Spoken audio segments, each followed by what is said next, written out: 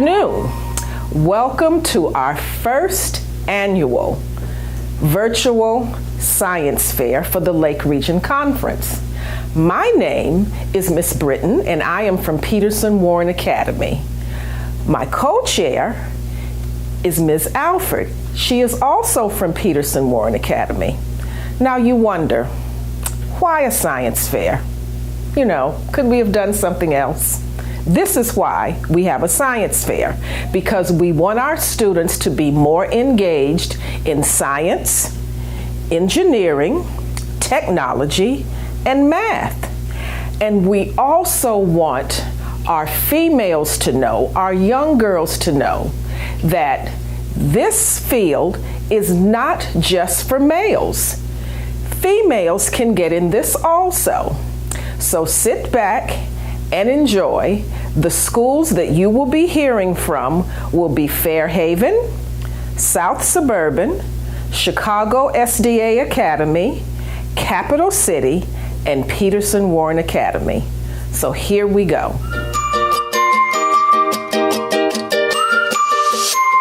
My name is Vivian Fixer, and I'm in the first grade. My school is South Suburban SDA School. My project today is squeaky cleaners. Problem or question? How do we make cost-effective disinfecting wipes using bleach?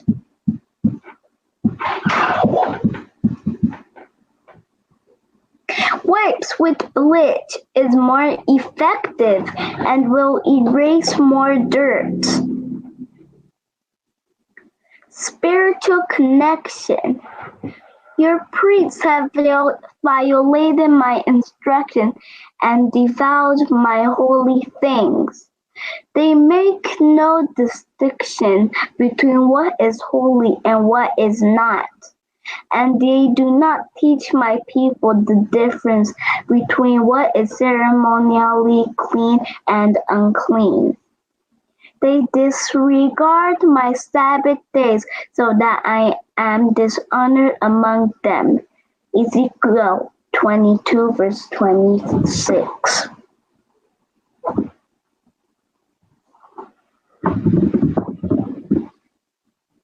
Materials. Roll of paper towels, 1 cup of water, 1 cup of bleach, and 1 cup of Dawn dish soap.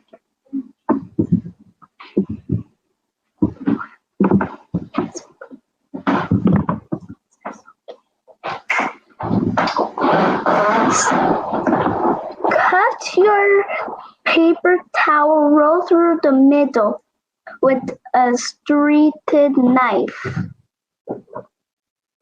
Flip them over and stick into a jar of previous Clorox wipes box.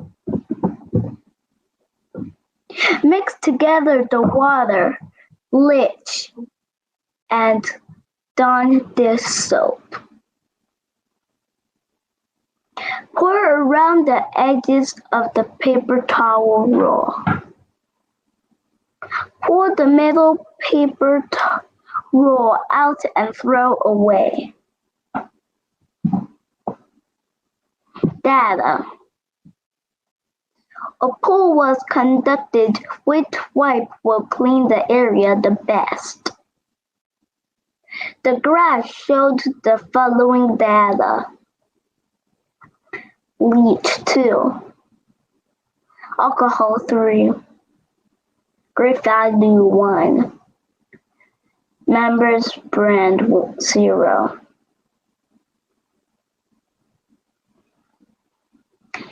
Data.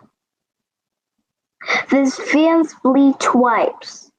Members mark. Members mark disinfecting wipes. Great value. Victoria's alcohol wipes. Conclusion.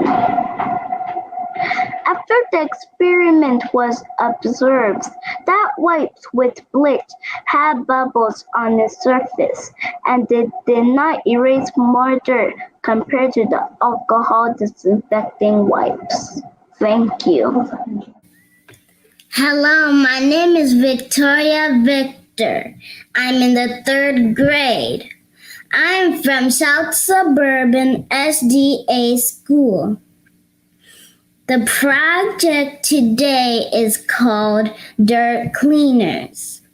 The problem is, how do we make cost-effective disinfecting wipes? The hypothesis is wipes with rubbing alcohol is more effective and will erase more dirt. The spiritual connection for the experiment is from Ezekiel 22 verse 26. Your priests have violated my instructions and defiled my holy things. They make no distinction between what is holy and what is not. And they do not teach my people the difference between what is ceremonially clean and unclean. They disregard my Sabbath days so that I am dishonored among them. The materials we need for this experiment are 1 cup of water, 1 cup of alcohol, a roll of paper towels, and 1 teaspoon of Dawn dish soap. The experiment steps are: cut the paper towel through the middle with a serrated knife. Flip them over and stick into a jar or previous Lysol box. Mix together the water, rubbing alcohol, and Dawn dish soap. Pour around the edges of the paper towel roll. And lastly, pull the middle paper towel out and throw away. Data. A poll was conducted on which wipe would clean the area the best. The graph showed the following data: bleach 2, alcohol 3, Great Value 1, Members Brand 0. This is the data for the experiment. Victoria's alcohol wipes, Vivian's bleach wipes, Great Value wipes, Members Mark disinfecting wipes. Conclusion. After the experiment, it was observed that wipes with alcohol are more effective and will erase more dirt. Conclusion. After the experiment, it was observed that wipes with alcohol was more effective and erased more dirt compared to the bleach disinfecting wipes. What I enjoyed about the experiment was that even though I wasn't able to do the experiment at school, I was able to do it with my family, and it was a great experiment to learn about something from it. Hi, my name is Danielle Zacharias. I'm in 3rd grade and I go to South Suburban SDA School. Today I'm going to be showing you my science project. I did candy bars out of cereal and I made them out of cornflakes. This is a problem question. How can I recreate cornflakes into candy for the perfect texture? By following the directions correctly and using the right ingredients. This is my hypothesis. I think the candy bar will taste very sweet. I believe that the candy bar will be soft but crunchy. These are the materials I used to make the the candy bar. 1 cup of granulated sugar, 1 cup of light corn syrup, 1 cup of creamy peanut butter, 1 teaspoon of vanilla extract, 6 cups of corn flakes. This is my spiritual connection. It's a memory verse related to what my science experiment is. How sweet are your words to my taste, sweeter than honey to my mouth. Psalms 119, 103. Experiment/procedure.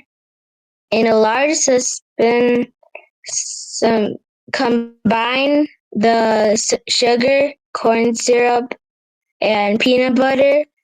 Cook over medium-high heat until center starts to boil. Make sure to stir constantly so the sugar does not burn. As soon as the mixture comes to a boil, remove from heat and stir in the vanilla extract and corn flakes. Mix until corn flakes are evenly coated in sugar mixture. Use an ice cream scoop to scoop cookies onto parchment or wax paper as quickly as possible before mixture starts to cool and harden. Let cool on wax paper for 20 to 30 minutes before enjoying. This is the data showing the pictures of the steps I made. This is a conclusion. My hypothesis was that my candy bar was going to be sweet, soft, and but crunchy. My results support my hypothesis. I think my experiment was fun. I enjoyed doing it. I did not have any problems.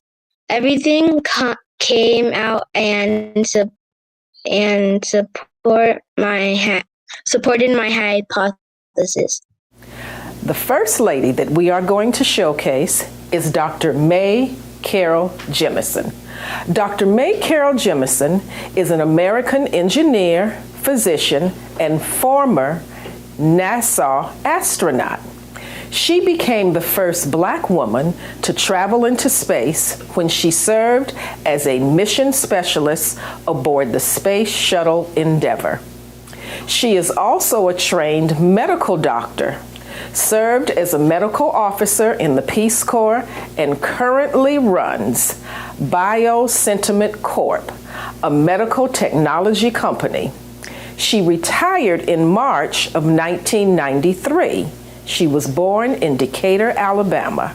Her education is Cornell Medical College in 1981, engineering in 1977, Morgan Park High School in 1973. Her awards are the Elizabeth Blackwell Medal. Our next lady that we're going to showcase is Dr. Shirley Ann Jackson.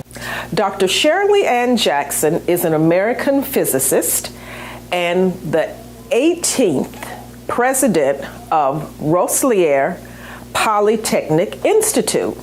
She is the first African American woman to have earned a doctorate at the Massachusetts Institute of Technology. Dr. Jackson conducted breakthrough scientific research which laid the groundwork for the invention of the portable fax, touch-tone telephone, solar cells, fiber optic cables, and the technology behind caller ID and call waiting. Dr. Jackson was born in Washington, D.C. Her education is at the Massachusetts Institute of Technology. Her awards include the National Medal of Science for Physical Science.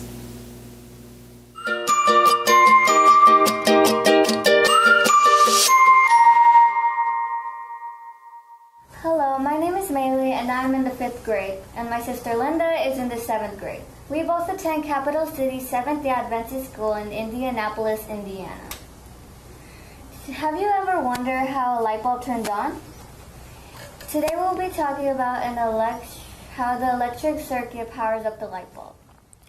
For the electric circuit to function, we will need 4 items, which are 2 batteries, a battery holder with an on and off switch button, some wires, and a light bulb. The purpose for the electric circuit is a path for transmitting electric current, which the electric circuit can include a device giving energy to a charged particle constituting the current.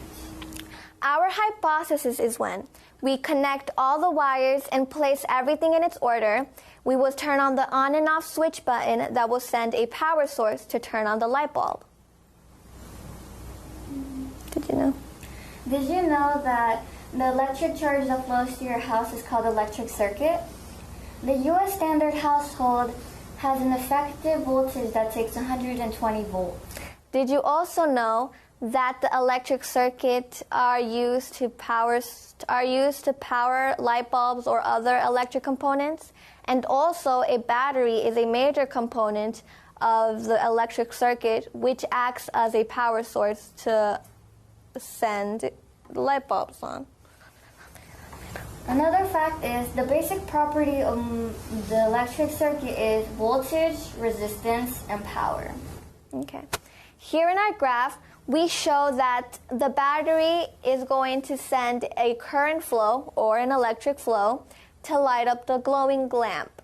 So here we have a big light bulb that contains 120 volts and a small light bulb which contains less than 120 volts. So when we tried to make this light bulb glow, it did not. And we were kind of confused why it didn't. So we tried to find ways, but then we figured out that the light bulb had too much volts that didn't make the batteries to make it glow because it took more power. But when we tried with a smaller light bulb, it actually turned on. So here I have a battery that has a negative side and a positive side. So here, the light bulb is already connected. We will grab this negative side and place it here, and the positive side with the positive. Now, as you can see, the light bulb did turn on, but it's a little dim, so it won't be that bright. But if you connect more power source, can you help me, please? It will make the light bulb brighter. So with more power source, we will have brighter light, but with less power source, not that much light. So here we have some batteries, a battery holder with an on and off switch button, and some wires. So we will connect both negative and positive together. So we connect negative and positive. See how it's already turning on? Well, you can see it. You can see it. Okay. So here, when you connect both positive and negative, it will turn on brighter because it has more force in it.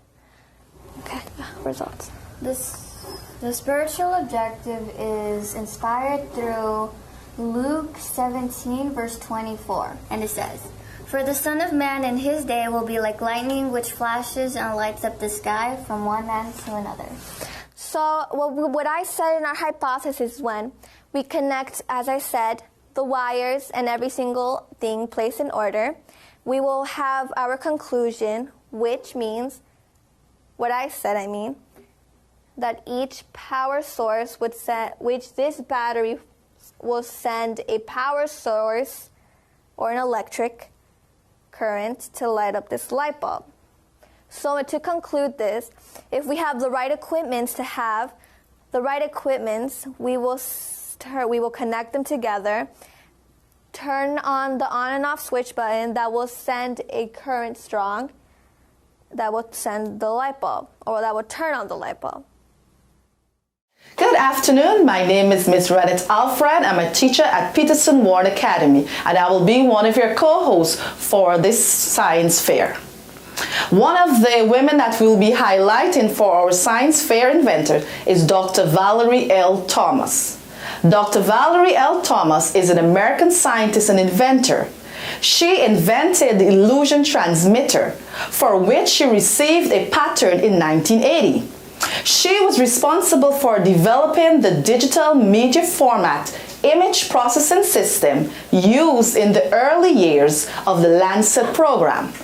Dr. Thomas was born in Maryland and she was educated at the Morgan State University. Another black scientist that we'll be highlighting is Dr. Ezemiah Corbin.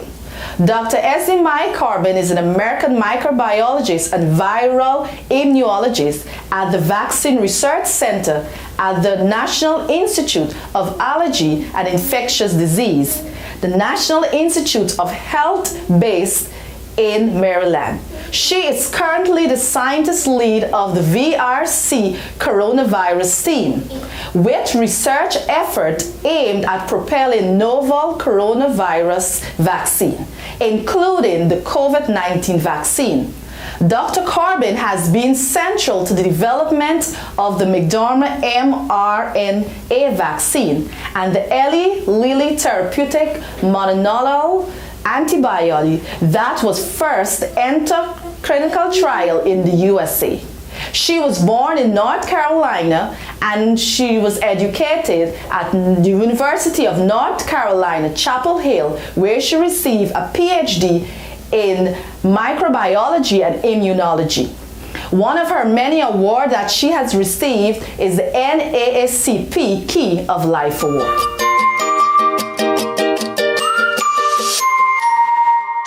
Hi, my name is Julia Godley.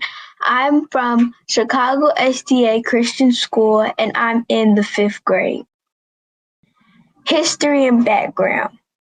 Although we finished this science project as a class, I started the first mask with 1 layer of cotton fabric, and I washed the mask and all of the color came out, and the mask was completely ruined. So that's when I thought of my second mask, which is called Sunset Crave. I was extremely excited to start the new mask and got started on it immediately. Let's get started with the adventure to the now called Breathe Light. That's when I started to connect the 4 bases and then went in to add the string.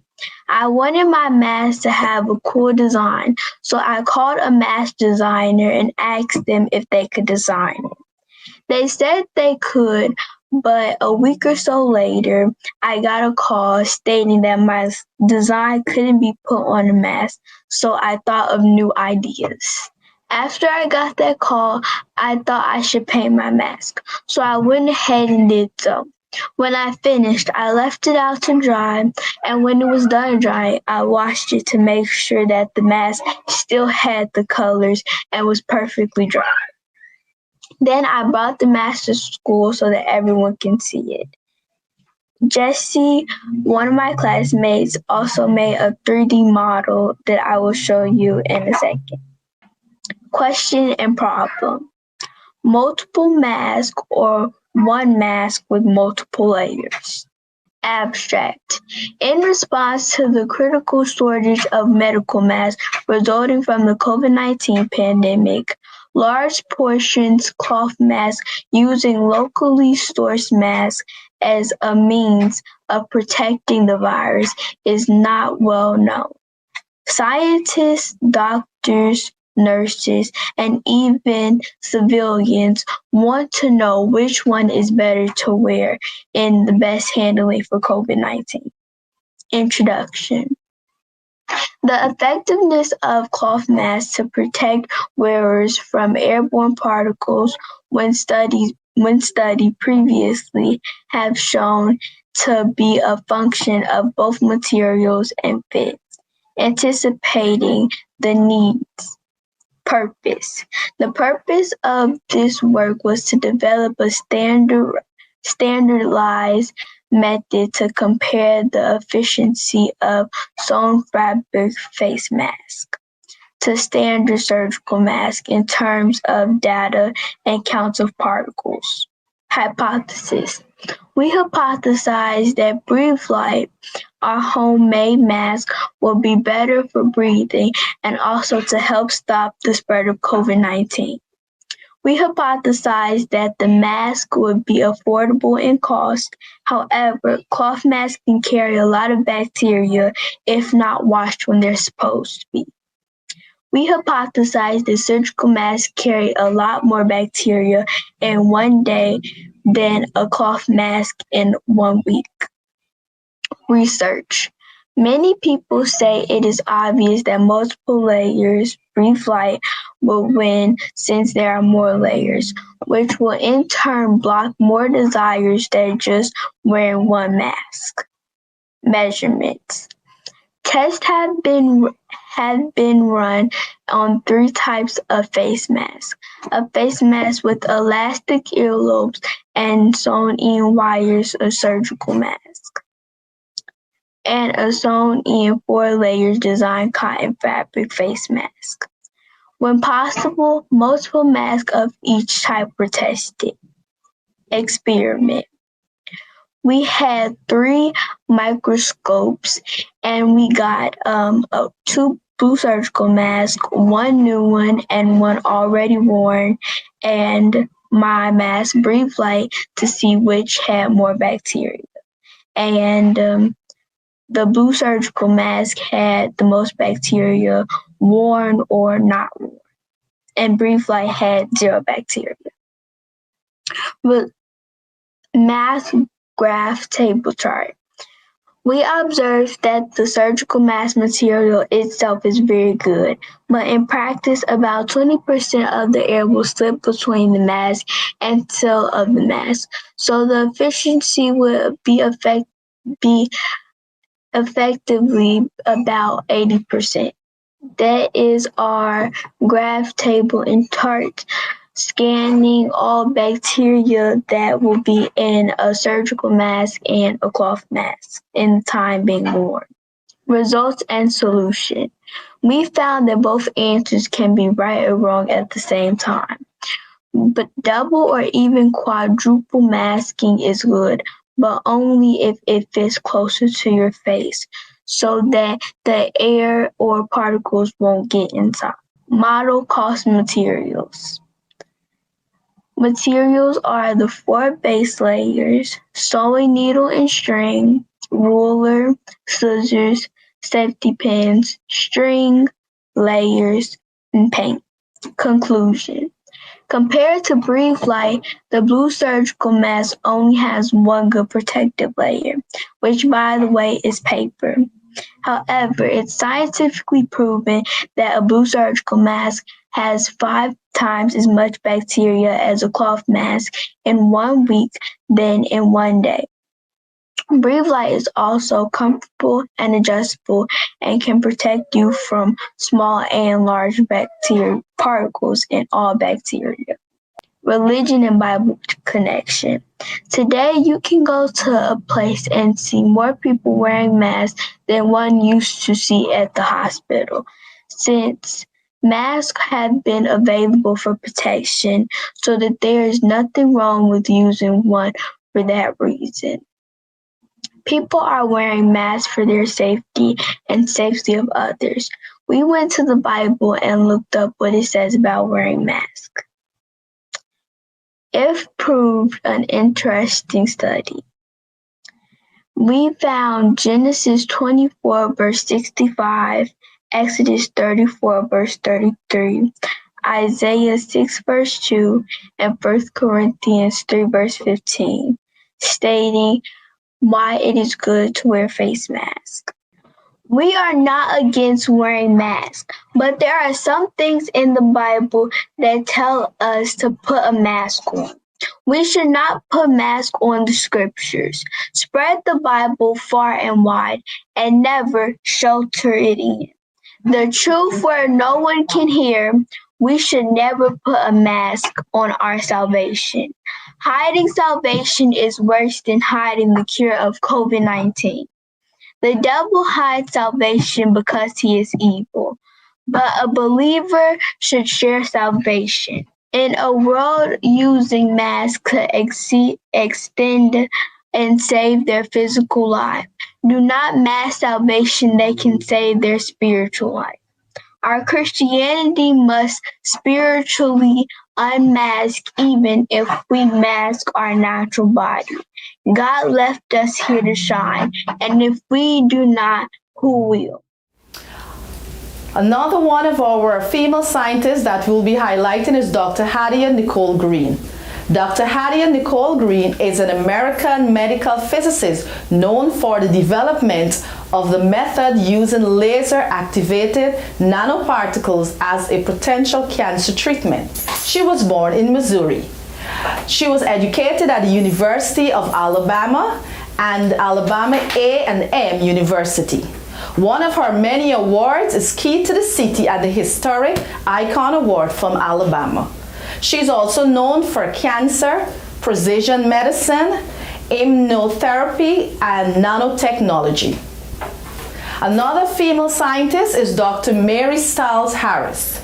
Dr. Mary Stiles Harris is an American biologist and genetist, president of Harris and Associate in Atlanta, owner of the Biotechnical Communication, which produced the award-winning television documentary To My Sister, A Gift for Life. She is best known for the sickle cell research and the distribution of healthcare information to minority women. She has received numerous awards throughout her career. She was born in Tennessee, and she was educated at Cornell University, Lincoln University, and Rutgers University.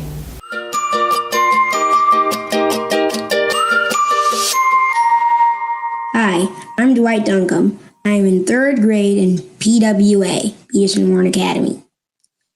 The name of my science project is Penny Acid Bath by Dwight Duncombe. Introduction. You are wondering what to do with some dirty pennies. Then you think, clean it, but with what? And that's what this science project will answer. Question. Which acidic liquid will clean the pennies the best? Purpose.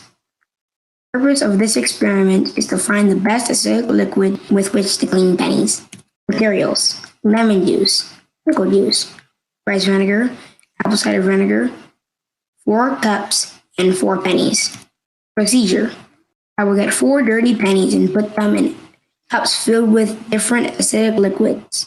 Then I will leave them to soak for 3 hours. After 3 hours, I will take them out and dry them. Whichever one is the cleanest is the one that was in the best acid cleaner. Hypothesis. I think lemon juice will clean the pennies the best. Results. Rice vinegar before, after. Pickle juice before, after. Apple cider vinegar before, after. Lemon juice before, after. Conclusion. My hypothesis was correct. Lemon juice was the winner. So next time you want to give your pennies an acid bath, you know what to do. Scripture text. Have mercy on me, O God, according to your steadfast love, according to your abundant mercy, blot out my transgressions. Wash me thoroughly from my iniquity and cleanse me from my sin. Just like the lemon juice cleaned the penny and cleansed it and made it look like it was new, God can clean us and make it look like we are new. Hi, my name is David. I'm in 5th grade and go to Peterson Warren Academy. My science fair project is called Showdown of the Detergents. Introduction. When I wash the dishes in the dishwasher, there are dishes that almost always aren't completely clean, and I have to wash them again to make them clean. Purpose. My project is going to help me find out what dish detergent brand cleans a certain dish the best. Question. Which dishwashing detergent pod brand will clean this dish the best? Materials. Cascade dish detergent, Finish dish detergent, 7th generation dish detergent, Smartly dish detergent, dishwasher, cantankerous dirty dish, and a camera. Brands and their claims. Cascade. Claims of this brand include cleans 24-hour dried-on food and saves 15 gallons of water and releases early cleaning in the cycle. Finish. Claims for this brand include softens dried-on food, removes the worst stains, and saves water. 7th generation. Claims for this brand include powers away stuck-on food, fights tough stains, and is safe and effective. Smartly. Claims for this brand include dissolves stuck-on food, rinses away residue, and has just the right solutions for cleaning. Hypothesis. I think that the Finish brand will clean the dish the best. Procedure. Obtain 4 dirty pans that were used to cook similar things. Take picture of dirty dish. Place dirty dish in dishwasher. Place scheduled pod in dishwasher. Wash dish. And take picture of now clean dish. Results. The results are in the pictures that are before and after bases. The pictures I will show follow like this. Cascade, dirty, clean. Finish, dirty, clean. Third generation, dirty, clean. Smartly, dirty, and clean. Observations. The first dish we did was in the bottom rack, and all the other 3 were in the top. We did it that way because the sprinkler wasn't as strong in the bottom as in the top. The dishes also may have varied because what was cooked in the 2 sets of pans are different from each other. For example, what was cooked in the first 2 of the pans that were used for the Finish and 7th generation brands contained spelt flour, something that might have been harder to wash off. Hence, Cascade and Smartly came in as number 1 in the showdown. This is also quite interesting because Finish specializes in glassware. Conclusion. Well, my hypothesis was very wrong. At least now I know what to wash the dishes with, and 2 of the brands made it by a landslide. Cascade and Smartly weren't expected to win, but apparently they were that good for cleaning. I didn't even expect them to tie in cleaning it. Cascade actually came in first because Smartly had some specks on it and Cascade did not. I used Cascade to clean dishes, and it doesn't clean some of them right at all. So I was surprised when it cleaned them and did the best job out of all the detergents used. My experiment is over. Thus ends the showdown of the detergents. Scripture text. Hebrews 7, verses 26 to 28. Such a high priest truly meets our need. One who is holy, blameless, pure, set apart from sinners, exalted above the heavens. Unlike the other high priests, he does not need to offer sacrifices day after day, first for his own sins and then for the sins of the people. He sacrificed him for their sins once for all when he offered himself. For the law appoints as high priest men in all their weaknesses, but the oath, which came after the law, appointed the Son, who has been made perfect forever. Jesus is the answer of all of the messes that we make, and he will do a very good job at cleaning it up, the best job that you could ever get. He is willing to offer the salvation if you let him. Good afternoon, everyone. My name is Crystal, and I am a student at Peterson Warren Academy in the 6th grade. And my science fair project for today is, can water stop a balloon from popping?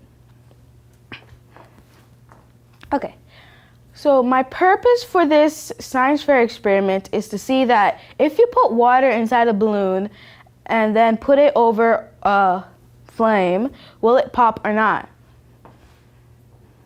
My hypothesis for this science fair experiment is that I think that the water won't really do anything. It won't really help it to not pop or anything. And the materials used for this science fair experiment is a candle, balloons, water, and a stopwatch to measure how long it took the balloon to pop, and a book to record our results. The procedure. The procedure for this science fair experiment is that gather all the materials that you need for the experiment, and also make sure that there's an adult with you so they could light the fire because we'll be using fire. And also make sure that the environment where the fire is in is good for the fire because we don't want nothing to go up in flames. Okay. So first what you would do, you would take a balloon, fill it with water, and then you would blow it up.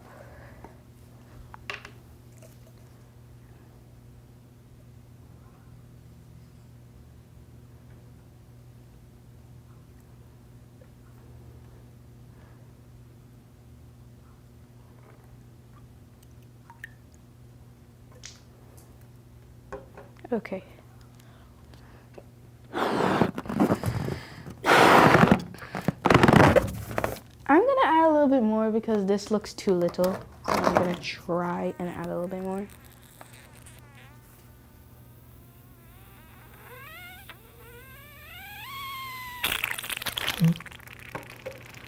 Okay. Add a little more. Okay, so now you would just tie the balloon.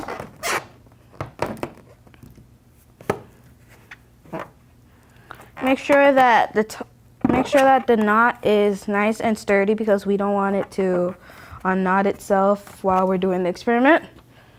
Okay, so now we would take the balloon and put it over the fire for 10 to 15 seconds. Okay, so I'll do 10 seconds and I'll do it in my head. Ready? Go. 1, 2, 3,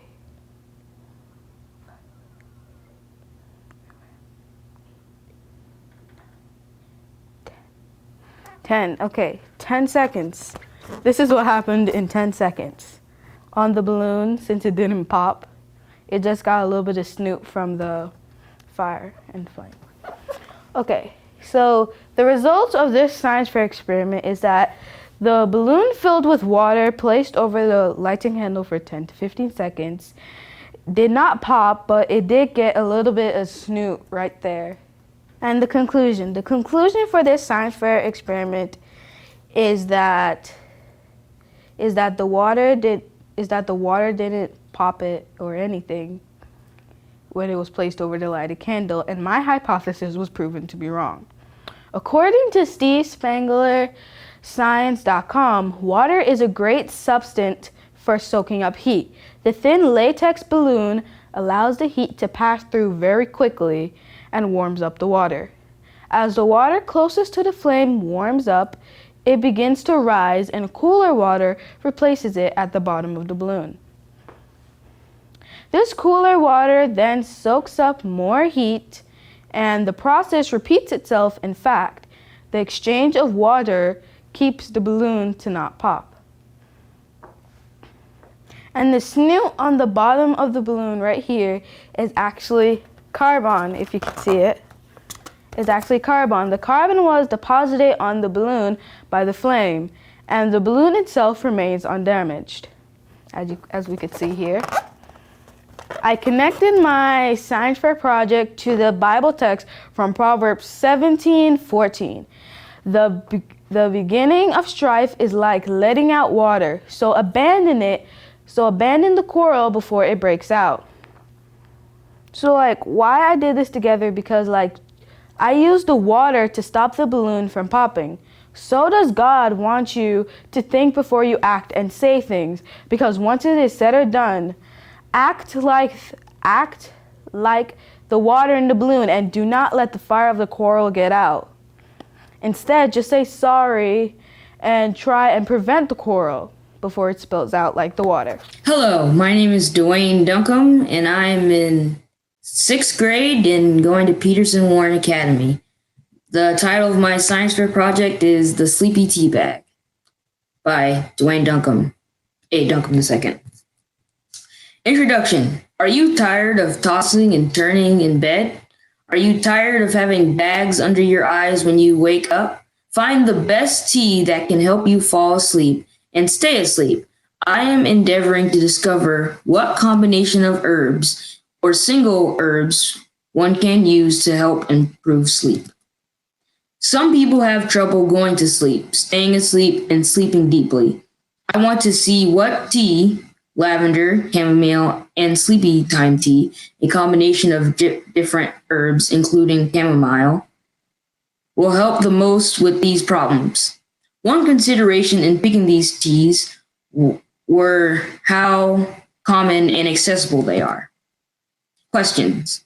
What tea will help you sleep the best? Which will help you fall asleep faster than average? Which will help you sleep more soundly? Which will decrease the average amount of time you wake up during the night? Finally, the personal rating of participant himself or herself will be considered. I believe the lavender will be the tea that will provide the best sleep.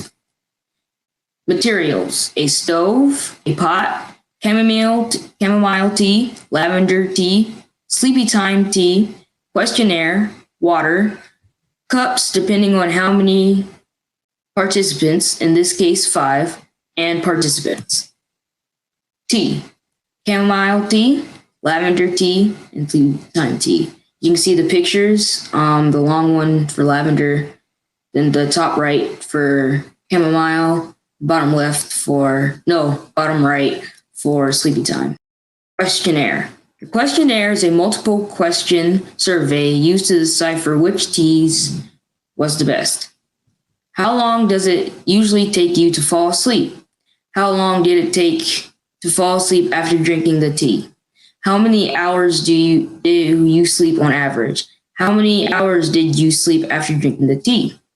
How long does it take you to fall asleep on average? How long did it take to fall asleep after drinking the tea?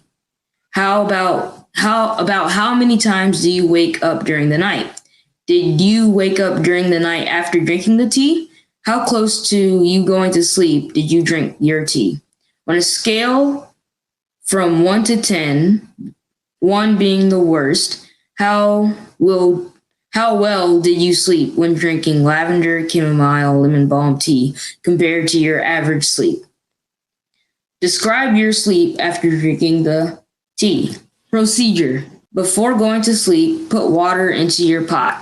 Use hot water in order for the water to boil faster. Set the pot on the stove and drop tea bags in pot of water and start to boil. Wait for 5 to 10 minutes after boiling. Let it cool, then drink. After that, go to bed and sleep. The following day, ask participants to take survey and study the results. Do this same process over again for 2 more nights. Use a different one of the teas each night. After doing this process for the number of nights, study the results of the survey and decipher the answer. How do herbs help work in the body for sleep? Some natural herbs can induce sleep by lowering anxiety levels. Sometimes they support physical changes such as relaxing the muscles or slowing your heart rate. According to the surveys and ratings that the participants provided, chamomile tea is the best tea for sleep. Chamomile helped most of the participants to fall asleep faster than their average time. Their sleep was sound, and unlike with the lavender, most did not have vivid dreams. For most, the tea did not increase the hours of sleep by much, and the average amount of times waking up during the night was decreased by about half. Scripture text. Psalm 4, verse 8. In peace I will both lie down and sleep, for you alone, O Lord, make me to dwell in safety. This shows how you can sleep in God with peace, relating to my science fair project. Good afternoon. My name is Joy, and I am a student at Peterson Warren Academy, and I'm in the 11th grade. This is my science fair project, Fix a Leak. When you turn on your kitchen faucet, what happens? Clean and clear water comes out. But does the same thing happen when there is an abundance of snow outside and it is below 20 degrees Fahrenheit? Under no circumstances will water come out. This is what happened in Texas. A month ago, Texas had a dreadful snowstorm that froze many water pipes. The state of Texas was left with no electricity, no water, and burst pipes. As the temperature began to increase, the pipes began to thaw, causing the water to come out at a full pressure and water bursting through walls, ceilings, and attics. Plumbers were being called left and right, the fire department was called, and everyone was in a panic. This is a problem that needs an immediate solution because families were left without water, electricity, food, and even some people did not have a place to stay. What are water pipes? A water pipe is a pipe that is designed to transport treated drinking water to consumers.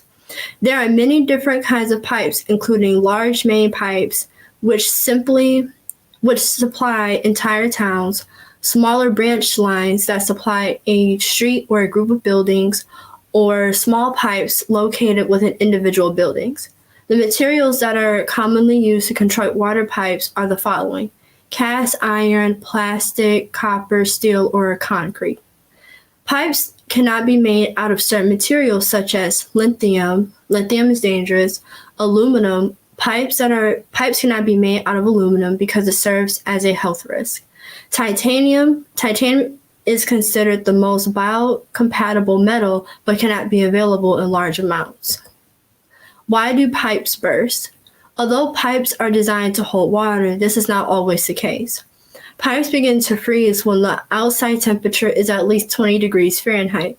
Typically, cold temperatures cause things to contract, but the ice has more volume than water, so when pipes freeze, it expands and increases pressure inside the pipe. After a pipe has frozen and begins to thaw, the pressure caused by the water that begins to rush through the pipe, causing a pipe to burst through the walls, ceilings, attics, crawl spaces, and basements. Is there a solution? I have designed an extendable pipe design that will be able to withstand the frozen temperatures. Extendable pipes are the best solution because it will be able to adjust to the changes in volume of water or ice. Extendable pipe design. Materials: 1 large tube, 1 small tube, hooks, drill. Once you have your materials, take the large tube and drill a small hole at the end of the tube and attach the smaller tube. Here is your extendable water pipe. When water or ice goes through the pipe, it will extend to the second pipe instead of breaking. In conclusion, bursting water pipes is an alarming problem we need an immediate solution to. An abundance of people do not have the basic essentials we take for granted every day, such as electricity, water, a roof over our head, just to name a few. The Bible says in 1 Thessalonians 5:16-18, "Rejoice always, pray continually, give thanks in all circumstances, for this is God's will for you in Christ Jesus." This verse means give thanks to God no matter what you are going through. Our next doctor is Dr. Sosina M. Holly. Dr. Sosina M. Holly is an American chemist known for developing first solid acid fuel cells. She is a professor of materials, science, and engineering at Northwestern University in Illinois. Her place of birth is Ethiopia.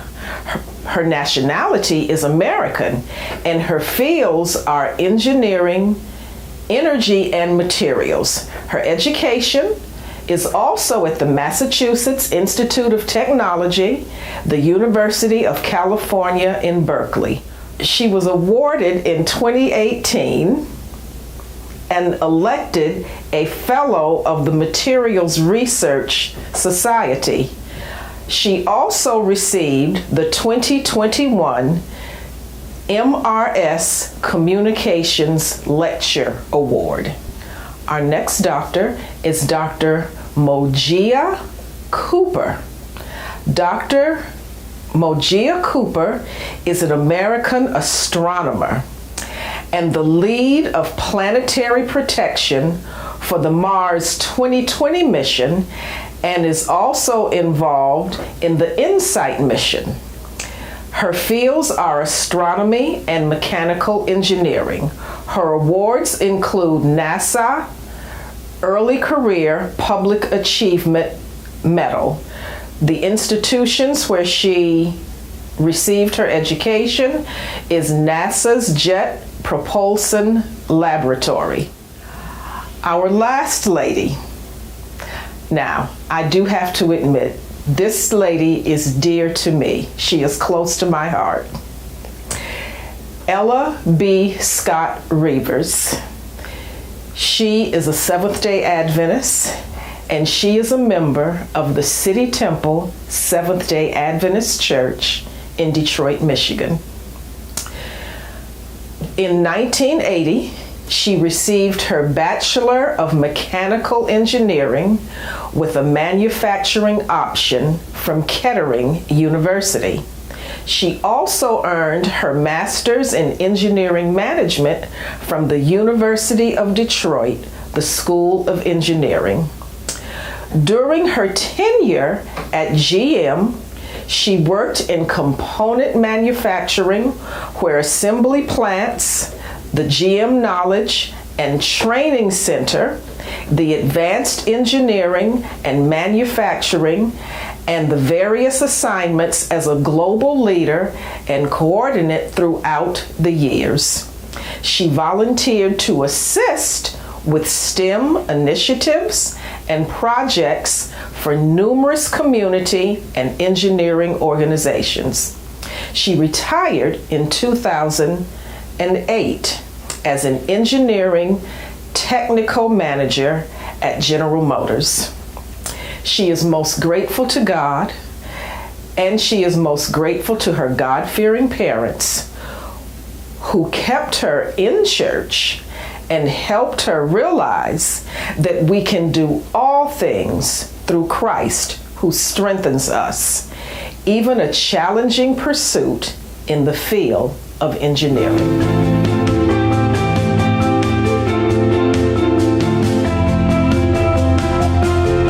On behalf of our Lake Region Conference President, Dr. Jones, our Lake Region Conference Secretary, Pastor Garth Gabriel, our Lake Region Treasurer, Mrs. Yvonne Collins, and our Lake Region School Superintendent, Dr. Helen Bryant, we would like to thank our parents, our students, our teachers, and our principals for all of the hard work that you have put in to make this first annual virtual science fair come to life.